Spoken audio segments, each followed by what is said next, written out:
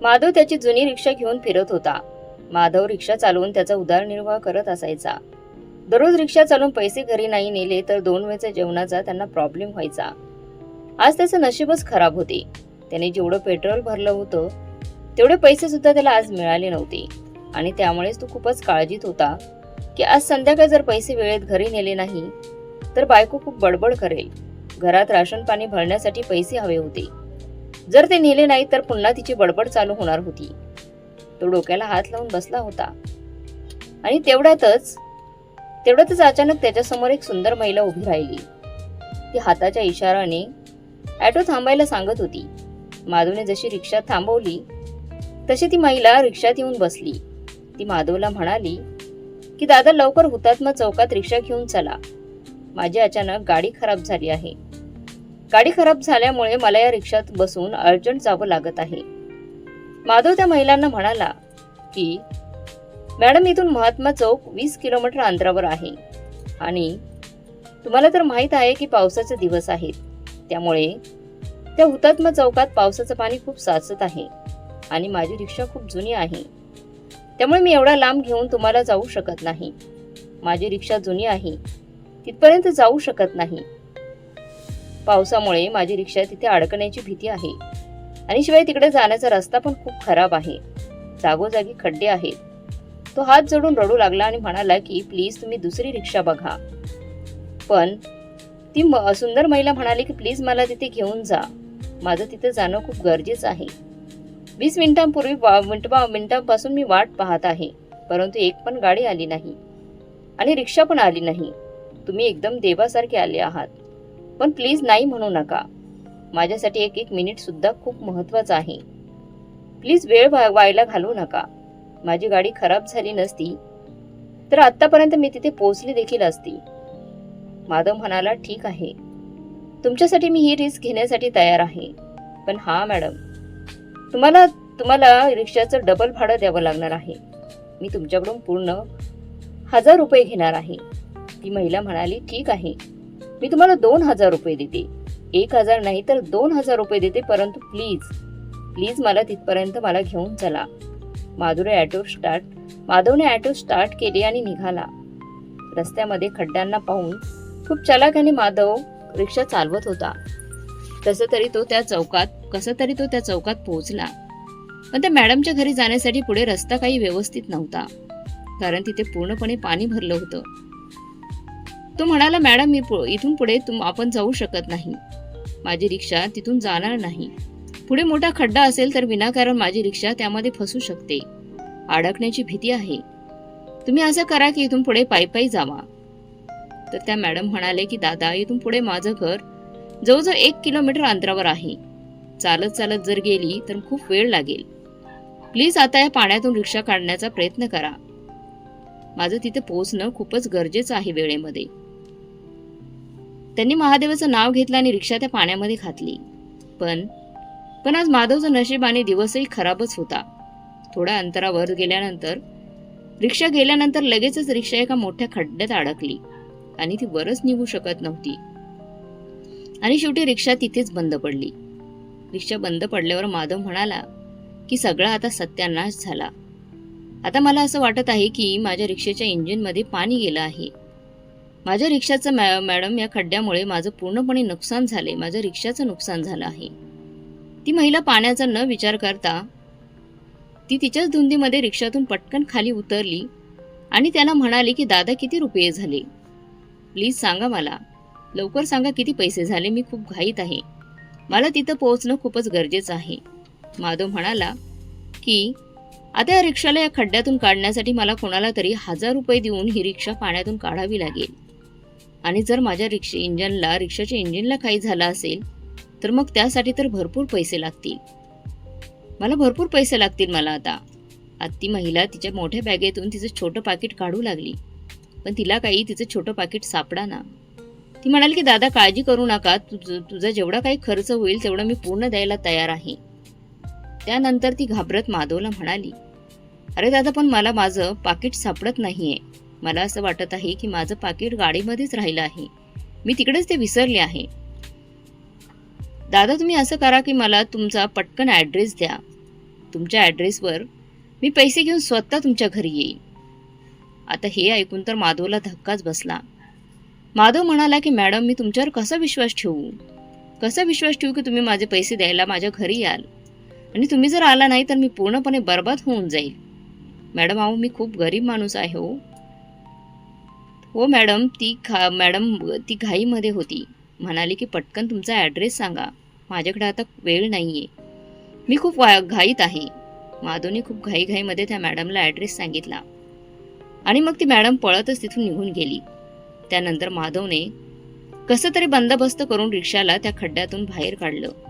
दुसऱ्या एका वाहनाच्या साह्याने बाहेर काढलं रिक्षाला, आणि त्या रिक्षाला घेऊन तो रिक्षा नीट करण्यासाठी गॅरेजमध्ये आला.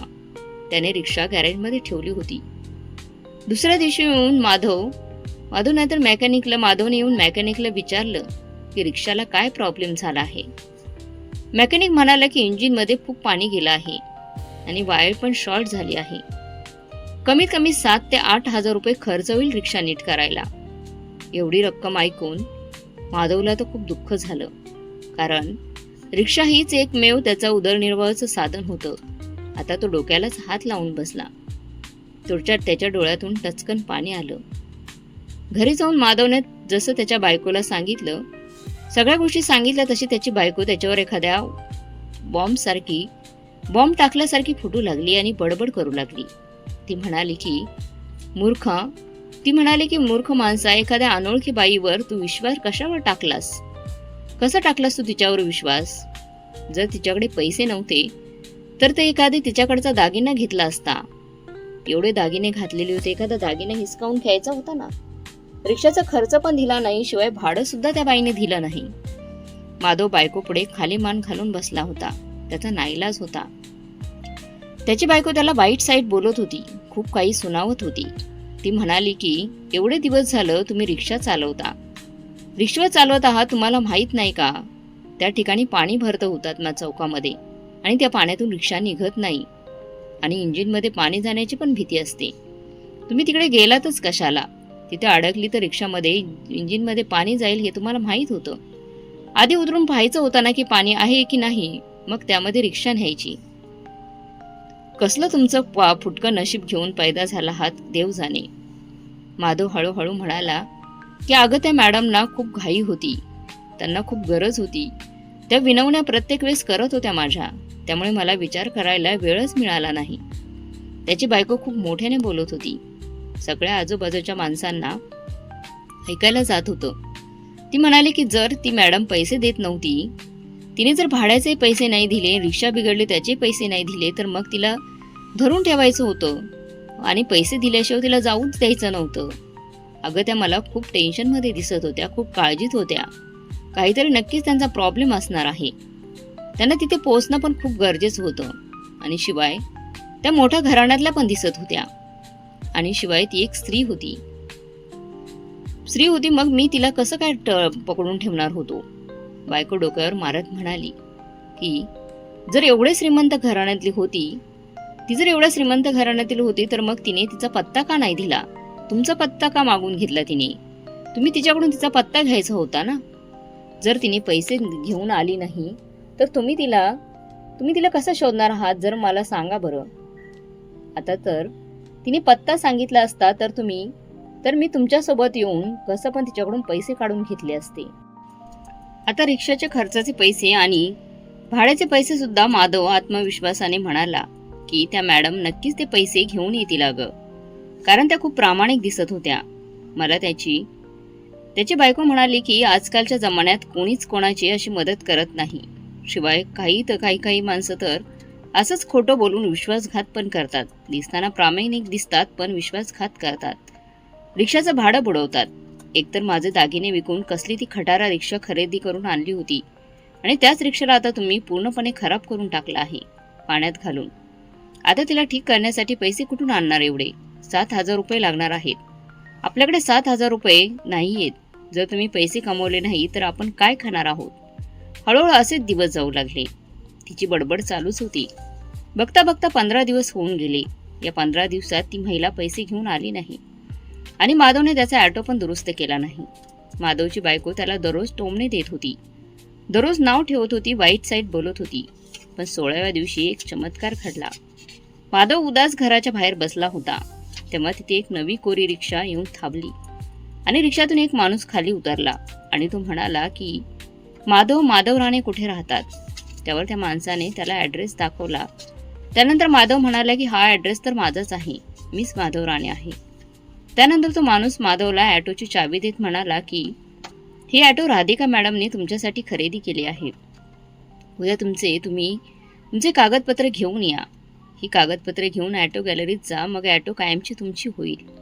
नंतर मग आलिशान कारमधून राधिका माधवच्या घरासमोर येऊन उभी राहिली आणि तिने मनापासून माधवची आणि माधवच्या बायकोची माफी मागितली आणि म्हणाली की त्या दिवशी मी खूप घाईत होते, कारण मला त्या ठिकाणी वेळेत पोहोचायचं होतं. जर मी वेळेत पोहोचले नसते तर माहीत नाही काय झालं असतं. कारण त्या दिवशी माझ्या वडिलांचा मृत्यू झाला होता आणि मृत्यूची बातमी देखील माझ्या भाऊजाई आणि भावाने मला दिली नव्हती. कारण मी लव्ह मॅरेज केल्यामुळे मला घरातून बेदखल केले होते. माझे भाऊ आणि बहिणी माझ्याशी कुणी नीट वागत नव्हतं. माझे बाबा मृत्यू पावले तरी मृत्यूची बातमी मला पाठवली नव्हती.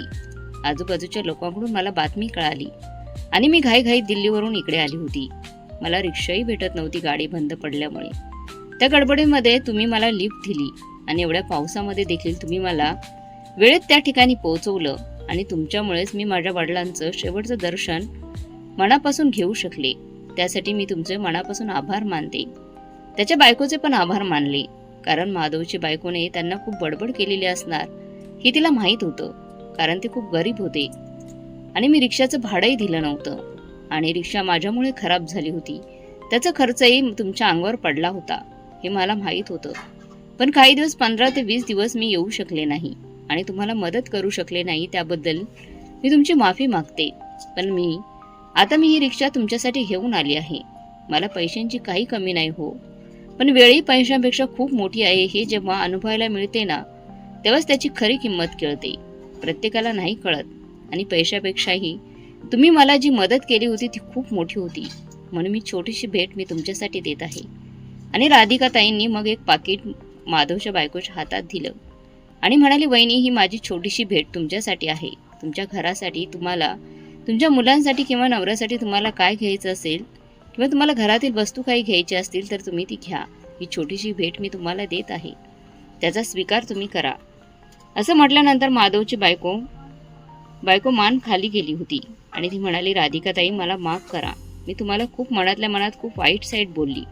माझ्या नवऱ्यालाही खूप बडबड केली, कारण आमच्यासाठी मॅडम पैसा ही खूप मोठी गोष्ट आहे हो.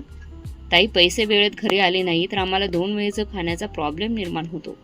आम्हाला वेळेत 2 वेळेचं जेवण देखील मिळत नाही. त्यामुळे मी तुम्हालाही आणि माझ्या नवऱ्यालाही खूप बडबड केली. पण मॅडम, कधी कधी परिस्थिती वेगळीच असते, त्याचं भान आपल्याला राहत नाही.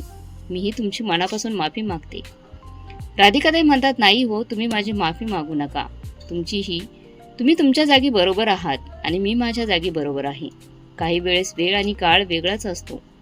नियतीच्या मनात काय हे आपण ओळखू नाही शकत. छोट्या छोट्या गोष्टी खूप काही शिकवून जातात. जसा हा प्रसंग आपल्याला खूप काही शिकवून जातो. कारण पैशापेक्षा वेळही खूप महत्त्वाची असते. तुमच्यामुळेच मी माझ्या वडिलांचं अंत्यदर्शन घेऊ शकले होते, म्हणून तुमचं पुन्हा एकदा मनापासून आभार. असं म्हणून राधिकाताई त्यांच्या आलिशान कारमध्ये बसून निघून जातात आणि माधव आणि माधवची बायको त्यांच्या गाडीकडे फक्त बघत राहतात. तर मग मित्रमैत्रिणींनो, तुम्हाला आजची कथा कशी वाटली आणि माधवने केलेली मदत आणि नंतर त्याची राधिकाने केलेली परतफेड याबाबत तुम्हाला काय वाटते